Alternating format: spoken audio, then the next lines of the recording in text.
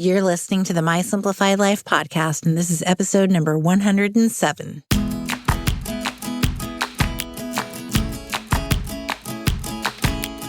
Welcome to the My Simplified Life podcast, a place where you will learn that your past and even your present don't define your future.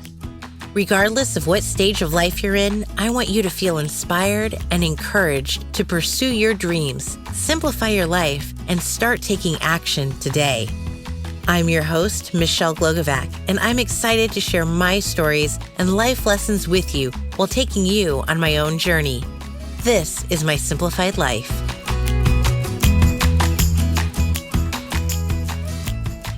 Hey friends, welcome to another episode. I'm your host, Michelle Glogovac. As you know, I record everything from my closet, the home of my treasured wardrobe and shoe collection, which you can all see from a photo shoot I actually did from my closet last year. So of course, when I read the book Behind the Button by Jill Strickland Brown, I had to invite her on the show to talk about her book, her fashion career, and how a dye bath really represents all women. Jill is an entrepreneur, author, image transformation consultant, and founder of Frocks, a clothing boutique in Pennsylvania. Before launching her luxury boutique, she was a 7-figure sales rep and is now not only sharing her own story with the world, but empowering other women to share theirs. We are talking about Jill's story, how she helps women find the perfect outfit, and the importance of being vulnerable. Go grab your coffee because this is a great girlfriend chat. Hi, Jill. Hi, how you doing, Michelle? I'm so great. I'm so excited to talk to you. And like I said before we started recording, I feel like I already know you since I've read your entire life story in your book. Right? I know. It's been an interesting journey with that. Can you take a moment to introduce yourself to everybody, please? Oh, sure. I am Jill Strickland Brown. I am an entrepreneur first. I'm an author, and I'm also an image transformation coach as well. Ooh, we have to talk about that because I don't know about that part. Maybe I don't know you as relatively new. So your book, Behind the Button, I have in my hands. And I love it because you share about yourself and how your journey was to get to where you are today and create not just the life, but the career and the business that you wanted and completely organically. Can you share a bit about how this all came about, how you launched this career within the fashion industry and you just kind of went with it? I know it's kind of crazy. People say, oh, they have a calling when they're a kid. And I always had this calling. I always loved fashion. Even as a kid, I said, I want to go to New York and I want to have a fashion career. I love fashion. I drank it in. And because of I was growing up in a fundamental religion, we actually went door to door and talked to people. And I found that I was really good at that. And I was able to persuade people who possibly wanted to throw me or probably wanted to throw me off their step. So rejection really wasn't an issue for me because if you can do that, you can do anything. You can do pretty much anything if you can go to someone's door and knock, on the door. So that wasn't a fear of mine. And, my dad used to say, it's not a job, it's an opportunity. And I did grow up with the American dream that if you worked really hard and you did what you were supposed to do, that someone would give you an opportunity. And I am grateful that I grew up in the generation that I did where, you're not on a track, that you must go to college and you must do, all these things. I tried all these crazy jobs and, I got to experience, so I've had 1,000 lives. So, really cool journey. And I just went to the next thing, to the next thing, to the next thing. And they all led me somewhere. So maybe God had something to do with that, I'm sure. I think he's always involved in some way. That's how I believe. So, and now you're a business owner. You own Frocks. Yes. Share what that is. I love the story behind the building that you chose to launch it in and just how I just pictured it in my head of what it looks like when I read the book and the details and, the local artists that you brought in for the racks and everything else. How did this all come about that you went from waitressing, right? Yep. Doing some sales, learning every detail about what goes into creating clothing, and then getting hired to sell it. Crazy, crazy. Yeah. And again, like I said, one thing led to another. I was waitressing, bartending, and I was making a lot of money. Sometimes I think I should go back to that, but because I Tips are make great. really good money, but I'm too old for that.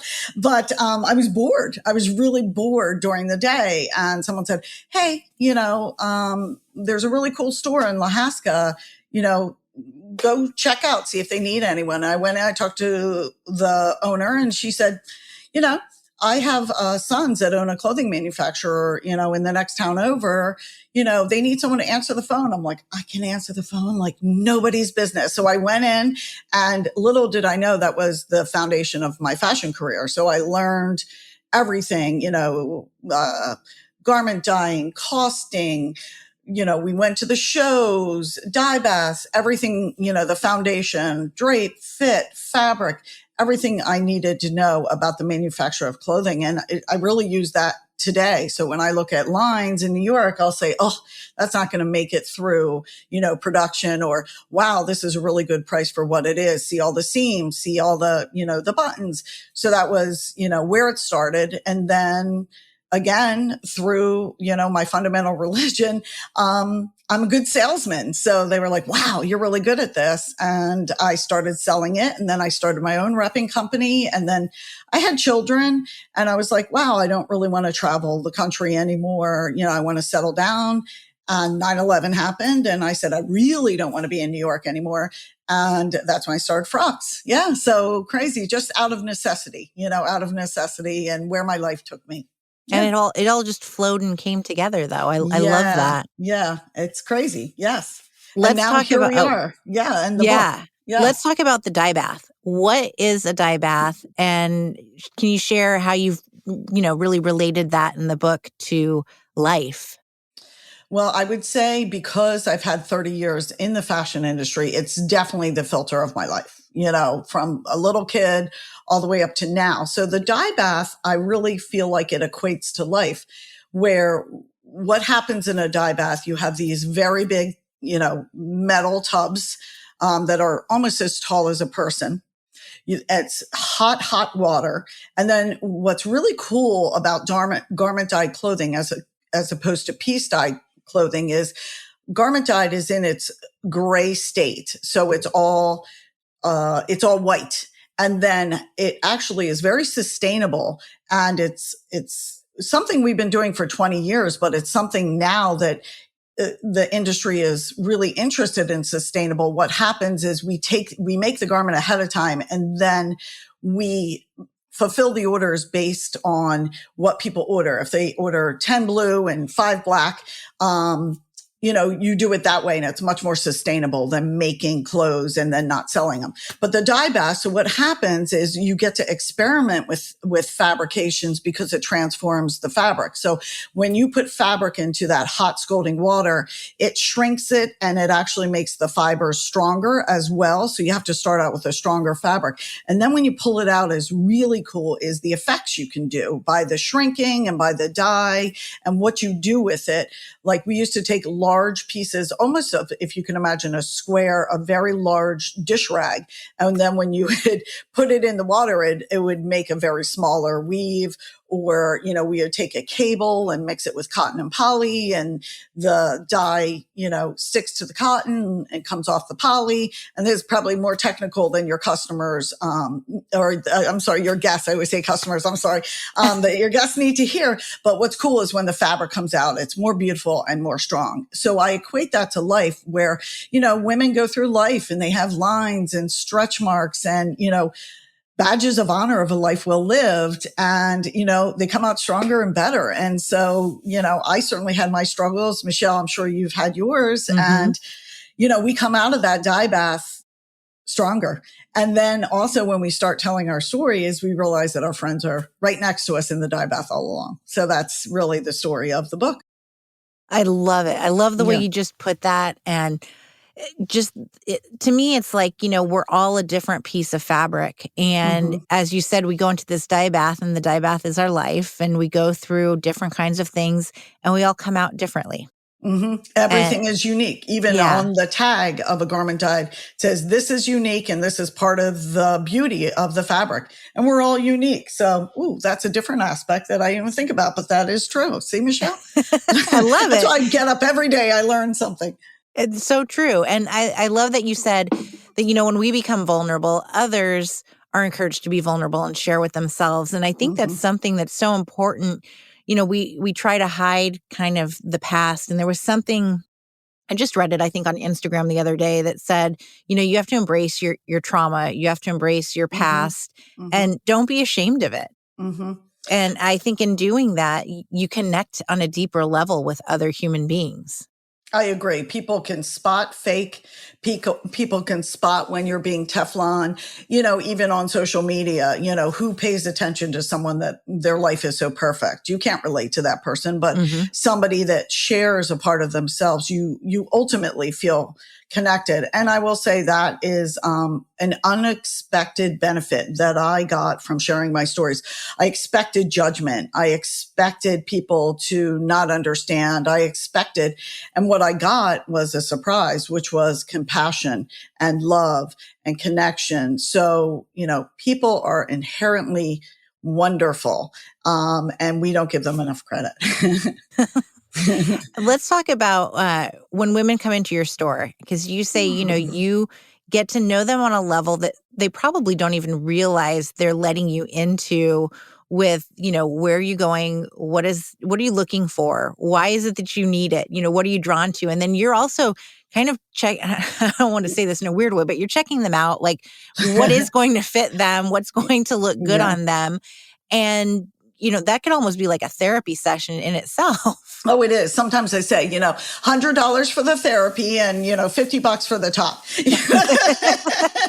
But, it is vulnerable. Women walk in and they definitely have, body issues, but, the filter that they look through life, what they were told as a child, that they were, ABC, whatever negative, messages they got, whatever it is. But when they walk in, we do. And I always feel that clothing, it's great, but it's really a connector. And then I also like the power of clothing, which is giving women confidence, kind of like fake it before you become it. So it gives them the confidence to go out and do whatever it is they want because they feel good. So when they come in the shop, I do kind of assess them. Yes, there's the word. Yeah. You don't check them out. You assess them. Thank you. Assess them. Not creepy. I mean, women are beautiful, but, yes, I assess their body shapes and I'm, pretty good at that because I've been doing it for a while and you can tell if someone's curvy or someone's, has more of a straight body, or you always hear about apples and pears. And so I'm also, because I have that manufacturing background and I meet all the manufacturers and the designers at the shows, I kind of know what lines work for apples, what lines work for, pears, but I also let them pick out, what they like and kind of get an idea and, where are you going? Okay. A wedding. Well, are you the mother of the bride or are you a guest? And then you tailor it towards that. And I also teach women about, a lot of women tend to buy a lot of clothes. They think you need a lot of clothes. And I always say, you don't need a lot of clothes. You just need the right clothes. And I actually even teach them how to go on vacation with 5 pieces of clothes and how to mix and match them, how to wardrobe build, buy this great top and it's going to go back with these 5 things in your wardrobe. So even after we pick things out, we reaffirm, what they're doing, but really the magic happens in the fitting room. And that's when, they get vulnerable because they're undressed and, they come out and I'm going to say I've stood in that mirror for 20 years and there is not one woman that's come out and said, I'm amazing. Look at me. They don't do it. They're like, oh, my bust line. Oh, my butt. Oh, my belly, oh, my thighs, whatever it is. And I just see a beautiful woman standing in front of me. And I say that all the time is we don't see what you see. When you walk in a room, we see your face, we see, we're not looking at all your flaws. So, let's teach you how to to, mask them. I call it smoke and mirrors, but, we, we kind of drape the fabric over the things that they don't want to see. And then we emphasize their good parts. And that's kind of what we do in life too, So, we teach them and then I educate them. So yes, they can shop in my store, but really they can take that knowledge and shop anywhere. So I want you to come in my closet. Actually, that's what the image transformation coaching is. We're working on packages because I'm meeting people, especially with the TED Talk and all the things I'm doing. I'm meeting people that are beyond the scope of my local little boutique. So we're working on a package where we do just that virtually. I come to your closet, which actually you're in it now. I was going to say you're podcasting out of your closet. I did check out your closet on your picture. I was like, oh, I could help her. Oh no, is that bad? I was like, oh, I see some things we could get rid of. So we're going to do that. We're going to do a virtual package where, you get one-on-one with me. We kind of go through your closet. Yes, no, do a fall clean out and then kind of recommend either things in my store or, somewhere else that you could purchase these key items. So we're working on that. So yeah, my issue is I hold on to everything. Oh, I know. Like so many women I'm looking at pants right now that I'm like, I haven't worn these in years. They're definitely pre-COVID ones. Some of them just now fit again because even during COVID, I actually worked my butt off. So I'm like, oh, they fit. So then maybe there's hope for some of these other pairs of pants that are hanging up here.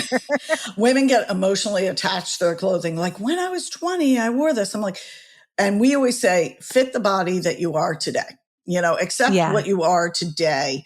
And let's dress that body. But we do, if women are in transition, a lot of them are dieting or they're exercising and they're in transition. So we'll help them say, okay, this fits you today, but if you lose the 10 pounds of your goal or whatever that is, this will still work for you.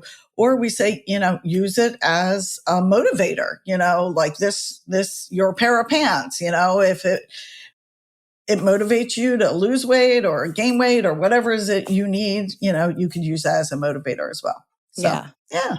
I think one of my big issues is jeans. Oh, jeans are so hard to fit. And you really need help with that. Literally, my husband has probably 20 pairs. It's the weirdest thing. I'm like, what is with you? Why do you have so many pairs of jeans? He's like, well, they all fit differently. And I'm like, but you're a guy. Like, that's weird. And then I know that the skinny leg is going out for women. And I have some boot cut, but I'm also only 5. Well, my license says 5'4", but I'm closer to 5'3". So am I, yeah. So I don't know if the boot cut makes me look a little bit shorter. So the other thing I teach women is you want to be on trend, but not trendy. So if that doesn't fit you, I always say just because it fits doesn't mean it fits. So if you don't enjoy flare legs, then don't do it. Like skinny legs are never going away. Flare legs may be in favor at this moment, but nothing goes away. You just, you tailor it a little differently. But actually, flare legs are good. I'm 5'3" as well. I do say sometimes I'm going to have to hem it and I can make pillows out of what is left from this fabric. But they're coming out just like skinny legs with many different fits that, work for all body shapes. But yeah, and that's what we're here to do, or what I'm here to do is when you come in the shop, say, that might not work for you because you're petite, try, this, and this is going to work for you. And people love that. They love it, that it's curated for them. So you're kind of answering the question. This is totally not in the book or anything. I'm just curious, like, how has online shopping affected you as a clothing store owner? Because I know that for me, like, I'm an Ann Taylor freak. I love Loft. I love Ann Taylor. And that's really the only store I will go into and shop at. But at the same time, I know what sizes I am, so I can just order it online. And I've become very lazy. I am like, I don't want to go out and go try on clothes. Like, no, thank you. That doesn't sound like fun anymore. So how has online changed things for you? Well, in the early stages of online, a lot of my customers were older. I opened my store when I was 35. Most of them were in their 40s and 50s. So they still liked a tactile, they liked coming in, touching and feeling. And that's what my business was. It was localized. So in the beginning, it wasn't. Now that I'm, again, meeting all these people all over the place, they can't come to Percy. So our online has tweaked in the way that we have a very cool app, and I love it. So what you do is if you're interested in this top, and also we use our customers as models. I actually take all the pictures. So I've seen it. Yeah. So it's called, real life, real bodies, real models, real life. So these are people out and about. They are not models. They are, my customers. So I'm like, hey, Irene, can you come Tuesday? We got a new box. And, they're absolutely real people. But we have an app that we just got, and I love it for the online, is if you're interested in a top, we do a live every week where, again, my employees or my customers try on the clothing and talk about it. And so what's really cool is when you click on that, it takes you right to the live where we're trying on that top. So you can see it on different body shapes. So that's cool. And online, you just have to, the other thing is, again, just like I assess them when they come in the store, I've been really good with like a questionnaire or pictures or looking at them on Facebook. And I'm pretty good at assessing them and sending them the right things. I have women all over the country. They're like, I've never sent anything back. You got me down. And I was like, yeah, I'm looking at your body shape and I know what's going to work for you. So you're a personal stylist. Yeah, I do think it. I think it's not, I think the challenge that you're having with online is you're not having any help. You're not, it's very you just trying to guess, just like you're guessing in my store. And we kind of make it where you don't guess. Yeah. And I'm very bland. Like I will look at people's, perfect Instagram and go, oh, look at that flouncy top and that pattern. And that's just not me. I am a solid type of person. Right. But then again, what are you looking at? You're looking at the curated picture. That's right. Not a real person. And you'll never, and that person, because I had the background in the modeling agency, those models didn't even look like that. They have a team of experts, and we all know airbrushing, everything can be fixed. Filters. So, everybody's got a filter on their Instagram. Yeah. So everyone's doing it. So nothing you see is real. Reality TV isn't real. Nothing's real. It's all fake, everybody. It's all fake. But I am in my messy closet, and that is so real. And podcasts are real. That's why I love podcasts, because they are real. It's just you and me talking in your closet. And I'm in my living room right now. So there you have it. We need to move you in your closet. Right now, I shouldn't admit that I have a clothing store because my closet's a mess right now. I need to box up my season and start afresh. So, and that's how you really box up your season? I do. I box it up, and whatever I really don't wear goes in the trash. And there are some closet clean outs. And I'm like, ooh, because I came back and I'm like, ooh, I really wish I didn't throw that away. But it always comes back different with a twist. It never really comes back exactly the way it did 20 years ago. So you throw them out. You don't put it away for a season and then bring it back. Oh, I put away what I've used and what I know I'm going to wear. But if I haven't worn it in, a couple of years, it goes beep. Yeah. Yeah, I did do that during COVID, and I need to do it again. Yeah. Well, they say you wear, and it's very true, you wear 20% of your clothes 80% of the time. Yeah. And then the other one that I love, especially being out here in California where we have all of the fires, is that really you shouldn't just pack a bag of clothes, just take your hamper.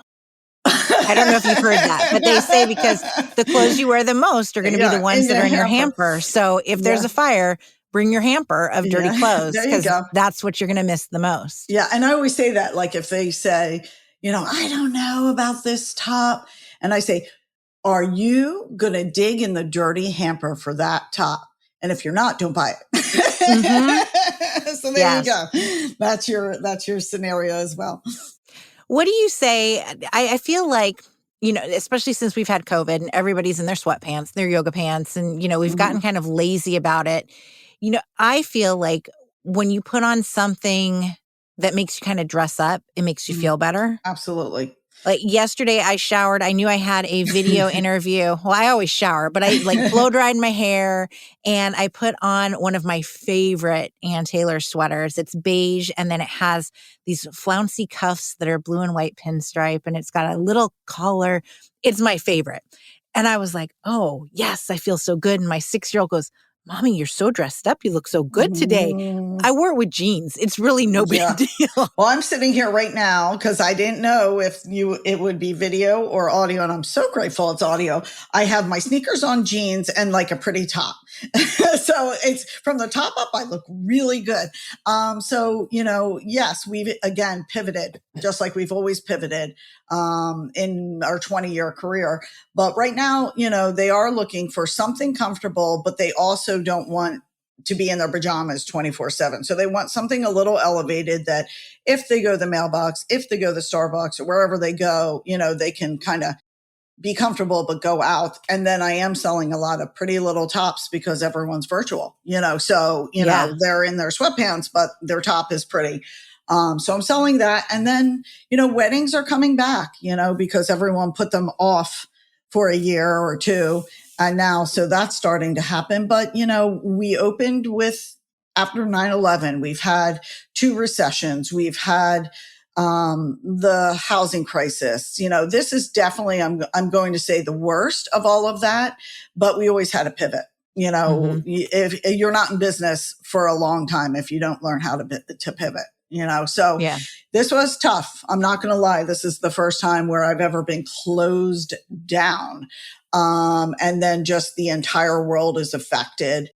It's been challenging, but there's so many silver linings, certainly people have been affected, lives have lost. So I'm not mitigating that, but I will say it gave me time, the gift of time, which is one of our most valuable assets and something we never can get back. So, time with your children, time with your spouse. For me, it gave me time to write a book and really reflect and, deal with some stuff that I had in my childhood and now feeling like that was therapeutic. And I learned I'm a writer. I never thought I'd be a writer. I've dealt with dyslexia most of my life. I can't spell to save my life. And the entire process, I was like, Siri, spell.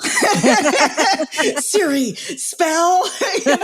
My process was quite interesting, but it gave me the confidence, and I think that, with clothes and life, just trying these things. And you talk about it with the podcast, you don't have to be a superstar to do a podcast. You can try something and pivot. And, I love your message as well, that you don't have to be this crazy person just to get your message out, because I agree with you. If you help one person, that's all that matters, Yeah. Yeah. So that's changing the world. Changing one life is changing the world. You got it. Yeah. Oh, Jill, it is such a pleasure to talk to you. I'm so glad we got this opportunity. Yeah. Can you share with everyone where they can find you, please? Yes. My website is jillstricklandbrown.com, and it has a link to Frocks and it has a link to my image transformation coaching if someone wants to work with me virtually.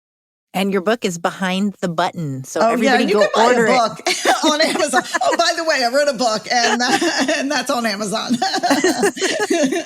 Thank you so much. You are so welcome, Michelle. Thank you for the opportunity to talk to you today. Okay, now I'm ready for a closet and a wardrobe makeover. I don't know about you, but Jill has me rethinking some of my fashion choices and why I've hung on to some items for so long. I definitely plan on having Jill come back and help me with an image transformation, so stay tuned for that. The big thing that I hope you got out of today was the beauty in sharing yourself with others and how that will come back to you. Embrace your past and what you've been through because it's made you uniquely you, and that's a beautiful thing. You have the power to be whoever you want to be and do whatever you want to do. Share that with others, and remember that you also deserve to look and feel your best. Get rid of the old that no longer serves you and surround yourself and clothe yourself with whatever it is that makes you feel good inside and out. You deserve it. Until next week, friends, stay true to yourself, share of yourself, and go put on your favorite top.